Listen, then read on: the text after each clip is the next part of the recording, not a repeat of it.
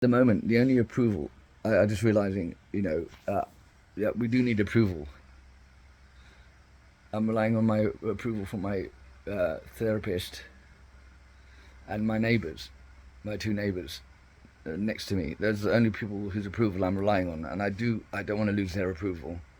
I really value their approval because I've got no other approval from anywhere else in my life. Just my neighbours and my therapist. That's the only people I have approval from, and I rely on their approval. Isn't that desperate? Isn't that desperate?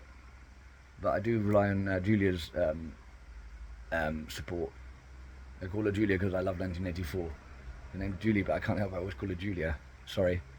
And the neighbours next to me, and I feel their support because of how they raise their kids. They raise their kids lovely. I hear them playing in the back garden, and it makes me happy. When I hear their kids play, they're raising lovely, good, moral kids, sweet, good kids, and they're sweet people. I find that very supportive. It's nice to have a loving family. The family before, Jesus Christ, I think he was beating his wife. I'm sure that cunt was beating his wife. He ran the fucking car garage up the road where I found my cats. He was a real cunt, that guy. I'm sure he beat his wife. Yeah, I'm sure he beat his wife. That must have been what's going on in there. I'm sure he was beating his wife because he's an average male. He wants to do that. But now they moved in, and it's so... You wouldn't believe the screaming I used to hear. It was horrible. I was so glad they moved in next door.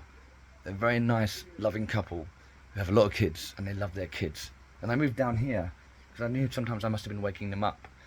Sometimes I'd be crying or I'd be shouting at the police. And I thought, I've got to stop this. I've got to stop disturbing them. I wanted to move down a long time ago, but the house is so messy. It took me a few hours to make enough space to bring a mattress down.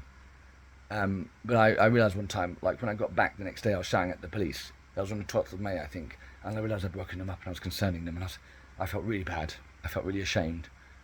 So I moved down to hopefully make it better for the kids. Because I don't want to scare them. They probably think I'm a weirdo or something.